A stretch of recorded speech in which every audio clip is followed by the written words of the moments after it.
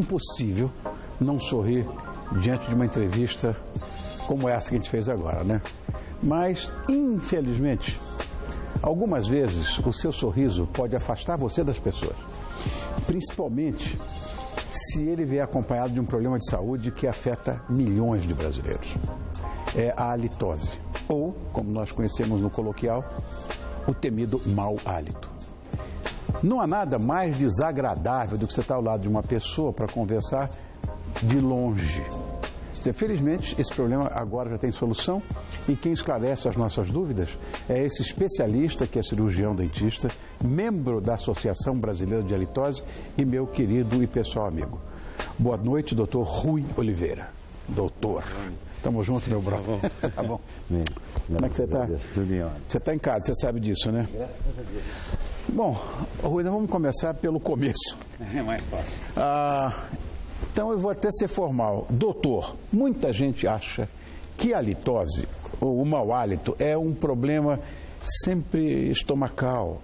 Você já me disse que não. Na verdade, isso é um número assustador. Mais de 30% da população apresenta esse problema. Qual é a causa mais comum, se não é a coisa tão estomacal assim? A causa, assim, principal, mais de 90% dos casos, é de origem bucal. Tá. E é interessante esse assunto, porque, na verdade, assim, ele é muito antigo, incomoda muitas pessoas há muito tempo, e, em alguma medida, todo mundo teve uma preocupação com isso, né, a questão do mau hálito e tal, e existe um pouco de lenda que é do estômago. Normalmente, assim, quase nunca é do estômago, né? E existem uma série de causas que acabam interferindo nesse problema, mas mais de 90% dos casos é o problema bucal. E assim, a gente precisa, para as pessoas entenderem um pouquinho, de uma maneira simplificada, a gente pode dividir a halitose de duas formas. Existe a halitose fisiológica, que é aquela que todos nós, numa medida, temos ao amanhecer. Sim. Quando nós comemos alguma coisa muito forte, algum alimento muito condimentado, alho e tudo mais tal, porque o organismo vai metabolizar isso, né, vai digerir esse alimento, e na respiração você vai exalar esse odor forte. E tem o que a gente chama da patológica, que esta é que sim é preocupante, porque o que causa isso são bactérias que eliminam esses gases, que são à base de enxofre. Então é assim, é um odor bastante desagradável, e o principal causa é bucal, né, mais de 90% dos casos. E o que a gente tenta trazer para as pessoas, e também, de uma certa forma, para a área médica, porque a halitose caiu meio no limbo, né? Assim, nem o pessoal da área de certa forma, de odontologia e nem da área médica estudou profundamente o assunto e sabe tratar de uma maneira organizada isso, né? Então as pessoas procuram sempre ajuda ou do dentista, ou do otorrino, ou do gastro, mas na verdade a tratativa, ela é uma combinação de uma série de fatores, mas de uma certa forma também bastante simples do ponto de vista que essas bactérias que ficam na boca, elas podem ser eliminadas de uma maneira simplificada e trazer conforto para essas pessoas. E esse problema tem uma questão que eu acho que é interessante, assim, primeiro a questão comportamental, que você citou bem. É muito difícil, isso interfere no trabalho das pessoas, no relacionamento pessoal, no dia a dia. É difícil de falar do assunto, porque é constrangedor avisar alguém que tem mau hálito. Mas, e aí, de uma certa forma, as pessoas ficam muito preocupadas com essa questão comportamental, que tem toda a sua razão de ser. Claro. Existem várias citações sobre esse problema, como eu falei, desde antigamente. E tem uma bíblica, você me disse? Bíblica. Tem coisas na assim, Bíblia. Bíblica? É, porque as pessoas achavam que quem tinha mau hálito estava possuído por alguma forma estranha e doente, de uma certa forma, que estava se manifestando nesta questão de ter mau hálito.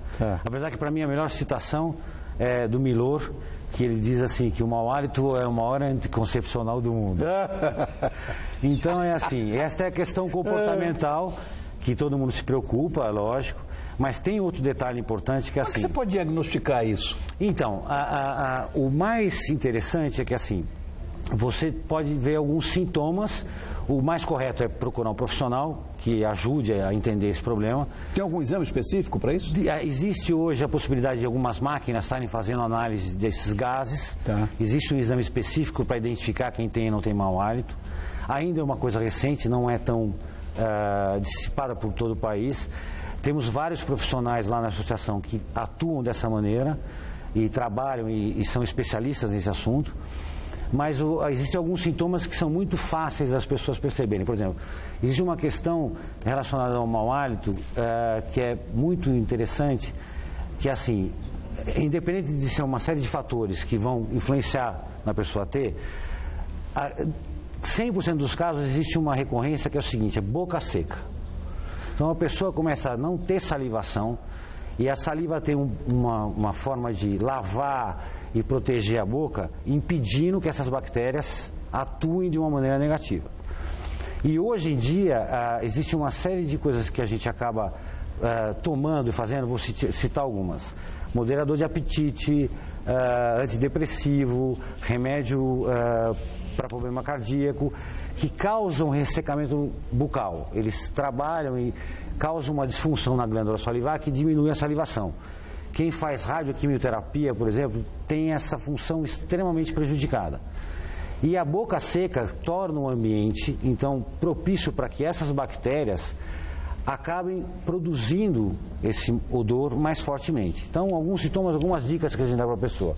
Se você está sentindo que a sua salivação está diminuindo muito, e para isso você tem alguns artifícios de usar hoje algum tipo de complemento para deixar a boca mais molhada, tem alguns produtos que molham a boca e que ajudam a esse problema da salivação, é uma coisa importante. E a outra é também as pessoas começarem a perceber que, além desse problema da salivação, elas sentem essa secura na boca, elas começam a toda hora precisar molhar a boca. Então, acho que é o que nós chamamos de xerostomia. Xerostomia é o problema da boca seca. Então, a boca seca talvez seja o sintoma que as pessoas possam perceber que estão iniciando a ter... Porque muitas vezes a gente não percebe que está com mau hálito. E essa situação, como eu falei, é constrangedora no último nível, né? Sim. E eu estou sabendo agora que é um problema de saúde. Você falando em bactéria aqui, para quem sofre de halitose, eu sei que existem alternativas naturais, mas quando a coisa é complicada tem que ter medicamento, né? Porque... Exatamente. O importante é que as pessoas... Porque o que você comentou bem, assim, a preocupação de maneira comportamental é importante. Mas a halitose significa o seguinte, halitus é ar expirado, iose é doença. Ou seja, o organismo está avisando que alguma coisa está acontecendo de errado com ele. Existe uma série de pesquisas hoje que são feitas que, através do ar, a gente consegue captar alguns sinais de que pode estar ocorrendo algum problema no organismo. Então, na verdade, apesar do problema comportamental é o que as pessoas mais prestam atenção, alguma coisa está de errado. E hoje, por exemplo, se estuda muito a questão dessas bactérias que ficam na boca, dos problemas que elas podem causar no organismo como um todo. Ah, sim. Existem trabalhos nos Estados Unidos hoje, existe uma série de doenças que estão prevenindo, cuidando da boca. Interessante. Então, é assim, essa parte de ser uma doença que pode prejudicar problema cardíaco, problema renal, trazer complicações do organismo como um todo, é mais preocupante até do que o próprio problema comportamental, né? Então, para a gente trabalhar isso de uma maneira, existem hoje soluções do tipo procurar um especialista, evidentemente, para tratar do problema, mas existem artifícios hoje que as pessoas podem utilizar, como utilizar algum tipo de produto que tem um bactericida eficiente, né? Quer dizer que tem solução hoje? Tem solução. Né? Você encontra hoje produtos que podem atuar de uma forma positiva. Não adianta ter só o gosto bom. A gente é muito comum as pessoas acharem que tem mau hálito. Vou chupar uma bala, vou chupar um chiclete. Isso a gente chama de mascarador de hálito. Tá. Porque assim, você vai fazer isso e daqui, assim que passar o efeito do mascarador, você volta a ter o problema. Você precisa usar um produto que tenha uma capacidade de eliminar essas bactérias, que você possa usar isso continuamente e, de uma certa forma, se proteger. E aí você vai ter, além de ter uma saúde melhor, você vai ter um hálito saudável, do que aí a parte comportamental fica bastante interessante do ponto de vista que você vai se relacionar bem com as pessoas. Olha, é assustadora essa história de que isso pode provocar outras doenças, né? Renais. Sem dúvida. Cardiológicas, enfim. Querido amigo, mais uma vez, muito obrigado. Eu que agradeço pela a oportunidade. Meu querido amigo, Dr. Rui Oliveira, é cirurgião dentista, é membro da Associação Brasileira de Halitose e hoje é o nosso convidado, porque eu vou dizer, ninguém vai dizer para você que você tem mau hálito. Então, ninguém vai dizer. Se você quiser uma dica, www.abha.com.br é o Associação site Brasileira? da Associação Brasileira de Halitose. Eles têm um site para responder perguntas, quem tiver curiosidade de saber, uma série de coisas, está super à disposição. Obrigado, Rui, mais uma vez. Eu que agradeço a oportunidade e estou sempre à disposição também. Obrigado, querido. Obrigado.